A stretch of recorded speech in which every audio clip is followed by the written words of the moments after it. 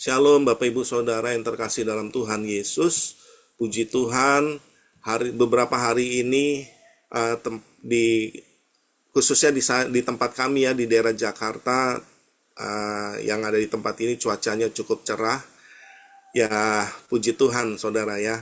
Kita tahu bahwa beberapa hari yang lalu, beberapa minggu yang lalu memang cuacanya cukup mengkhawatirkan karena hujan tidak pernah berhenti intens begitu ya, berhenti sebentar terus hujan lagi dan banjir di mana-mana.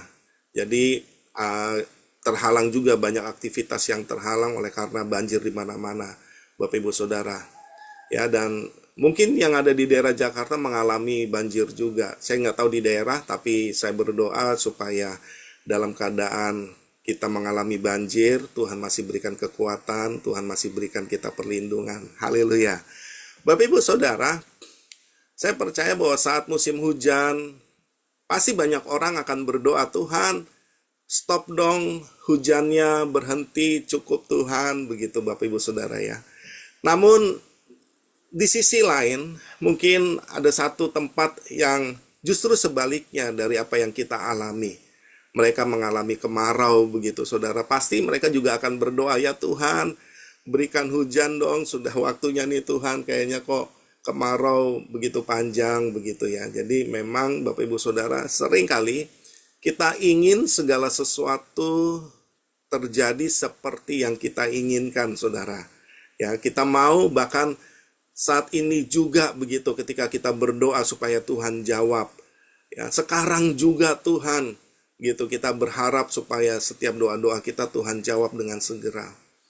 Namun doa kita sudah kita naikkan, air mata sudah jatuh, usaha sudah dilakukan, namun jawaban Tuhan terasa belum datang. Bapak Ibu Saudara, di saat seperti itu kita akan bertanya kepada Tuhan, Tuhan mengapa belum ya? Tuhan kok nggak dijawab-jawab ya? Tuhan kapan dong? Begitu saudara. Nah, kita tidak menyadari bahwa sebenarnya kita sedang mendikte Allah ketika kita menginginkan segala sesuatu seperti apa yang kita inginkan cepat terjadi begitu saudara. Tanpa kita sadari, kita ingin melakukan segala sesuatu dengan serba cepat. Secepat apa yang kita butuhkan. Firman Tuhan di dalam kitab Pengkhotbah 3 ayat 11 bagian A-nya saja Bapak Ibu Saudara, kita akan perhatikan firman Allah Pengkhotbah 3 ayat 11a. Firman Tuhan berkata bahwa Ia membuat segala sesuatu indah pada waktunya. Oleh sebab itu, tema firman Tuhan hari ini saya berikan indah pada waktunya. Saudara, firman Tuhan mengingatkan bahwa Allah tidak pernah terlambat dan tidak pernah terlalu cepat untuk menjawab setiap doa dan pergumulan kita. Ia bekerja tepat pada waktunya, dan itu pasti yang terbaik. Amin. Ayat ini menegaskan bahwa hidup bukan ditentukan oleh cepat atau lambat menurut keinginan manusia, melainkan oleh ketepatan waktu Allah. Saudara, apa yang hari ini terasa tertunda, sesungguhnya sedang diproses oleh Tuhan. Di dalam proses, Tuhan sedang membentuk kita. Di dalam proses, itu ada pendewasaan. Di dalam proses, itu ada kesabaran. Di dalam proses, itu ada berkat yang utuh dan yang sempurna yang Tuhan akan berikan dalam kehidupan kita. Allah memandang apakah kita sudah layak untuk mendapatkannya. Saudara, jika pergumulan saya di daerah Cakung ini adalah sebuah tempat ibadah, kami doakan, jika sampai saat ini kami belum mendapatkan jawaban itu, saya menganggap bahwa saya belum layak untuk menerimanya. Lalu pertanyaannya, kapan Tuhan? Saya percaya jawabannya. Suatu saat nanti, pasti dan tepat pada waktunya, Tuhan akan berikan jawaban itu. Apakah itu kata-kata penghiburan bagi saya, saudara, ketika saya mengalami masalah? Apakah itu kata-kata penghiburan bagi kita semua bahwa tepat pada waktunya Tuhan akan berikan? Ya, dan itu adalah sebuah pengharapan. Pengharapan saya kepada Allah. Dan saya percaya bahwa pengharapan saya tidak akan pernah sia-sia. Saudara, Tuhan bekerja di dalam proses. Alkitab penuh dengan kisah orang-orang yang harus menunggu proses sebelum jawaban itu ia terima. Abraham contohnya, menunggu bertahun-tahun sebelum Ishak dilahirkan. Kalau di dalam kitab Kejadian 21 ayat 1 dan 2 kita baca, Abraham berumur 75 tahun ketika Allah pertama kali berjanji bahwa ia akan menjadi bangsa yang besar dan memiliki keturunan yang banyak. Kejadian 12 ayat 1 dan sampai 4. Abraham berumur 100 tahun ketika Ishak lahir. Kejadian 21 ayat 5. Saudara, 25 tahun Abraham menanti janji Tuhan akan janji keturunan. Saya percaya betapa banyak tekanan yang Abraham alami. Bahkan orang terdekatnya, istrinya menertawakan. Bagaimana mungkin aku bisa hamil? Bagaimana mungkin aku bisa melahirkan sedangkan aku sudah sama sekali seakan-akan Sarah sudah putus asa dalam perkataannya.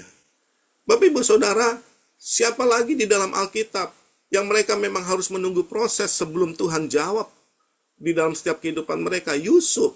Selain Abraham, Yusuf, saudara, mengalami penjara sebelum menjadi pemimpin di Mesir.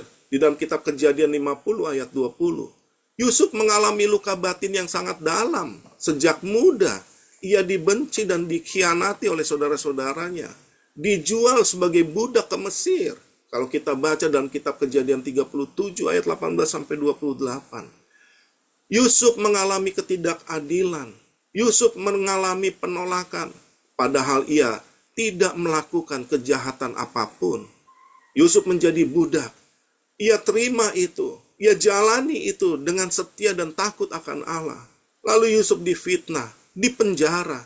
Tetapi pada akhirnya Tuhan, pada waktunya, Tuhan angkat Yusuf menjadi orang hebat di Mesir. Lalu siapa lagi? Bukan hanya Abraham dan Yusuf, saudara. Daud diurapi sejak muda. Kemungkinan besar, saudara, ketika Daud diurapi itu usia remaja sekitar umur 15-17 tahun. Dan yang mengurapi dia adalah Nabi Samuel. Namun menjadi raja pada waktu Daud berumur 30 tahun. 2 Samuel 5 ayatnya yang keempat.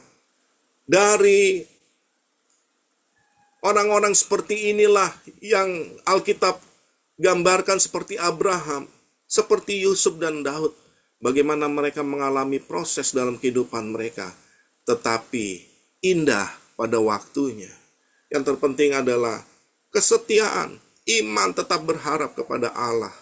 Bapak Ibu Saudara, dalam setiap penantian, Tuhan bukan sedang diam. Ia sedang membentuk karakter, iman, dan ketergantungan kita kepadanya. Firman Allah berkata di dalam kitab Yesaya 55 ayat 8 dan 9. Sebab rancanganku bukanlah rancanganmu, dan jalanmu bukanlah jalanku. Demikianlah firman Tuhan. Seperti tingginya langit dari bumi, demikianlah tingginya jalanku dari jalanmu, dan rancanganku dari rancanganmu. Menunggu dengan iman, menunggu bukan berarti pasif, melainkan aktif, tetap percaya ketika kita menanti jawaban Tuhan dalam hidup kita. Tetap bersaksi, tetap berkarya untuk Tuhan. Saat kita setia, taat, dan berharap kepada Tuhan, kekuatan baru akan kita terima. Saudara, beberapa minggu yang lalu, gereja kami kebanjiran, saudara. Gitar, bass terkena banjir, kajon terkena banjir, speaker saudara terkena banjir, saudara. Ya, karena deras begitu ya, jadi bocor atapnya. Rupanya terkena speaker, saudara. Speakernya udah doyong begitu ya, hampir saja menimpa keyboard. Untung saya tahu, Bapak Ibu Saudara. Semua barang-barang terkena imbas dari hujan deras. Saudara, jemaat ketika itu pas hari Minggu, banjir masuk ke gereja kami, saudara. Jadi kami bilang WA juga kepada jemaat bahwa tidak ada ibadah karena gereja banjir. Ya. Dan Ada 15 orang penata layan kami yang tetap datang, Bapak Ibu Saudara, mereka ikut beres-beres. Ya, setelah beres-beres semua, lalu kami tidak berdiam diri. Kita tetap berdoa dalam genangan dan kaki terendam air. Kita masih tetap menyembah Tuhan dalam kedinginan kita. Kita berharap Tuhan beri yang terbaik buat bangsa dan negeri ini. Kita berharap untuk setiap gereja-gereja Tuhan yang mengalami hal yang sama, Tuhan berikan kekuatan bagi mereka semua.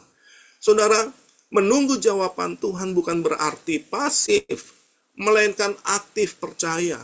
Walaupun kami menunggu janji Tuhan dan juga tidak bisa berbuat apa-apa dalam ibadah kami pada beberapa minggu yang lalu, kami tetap ingin melakukan sesuatu. Kami tetap berdoa, kami tetap bersyafaat. Kami percaya tidak ada yang tidak bisa kami kerjakan dalam keadaan seperti itu. Pasti kami dapat lakukan saat kita setia, taat, dan berharap kepada Tuhan. Kekuatan baru akan kita terima. Amin. Ya, Yesaya 40 ayatnya yang ke-31. Firman Allah berkata, tetapi orang-orang yang menanti-nantikan Tuhan mendapatkan kekuatan baru. Mereka seumpama Raja Wali yang naik terbang dengan kekuatan sayapnya. Mereka berlari dan tidak menjadi lesu. Mereka berjalan dan tidak menjadi lelah. Ketika waktunya tiba, kita akan melihat bahwa semua pergumulan masalah, air mata, doa dan kesabaran kita tidak sia-sia. Tuhan sanggup mengubah luka menjadi kesaksian dan penantian menjadi pujian.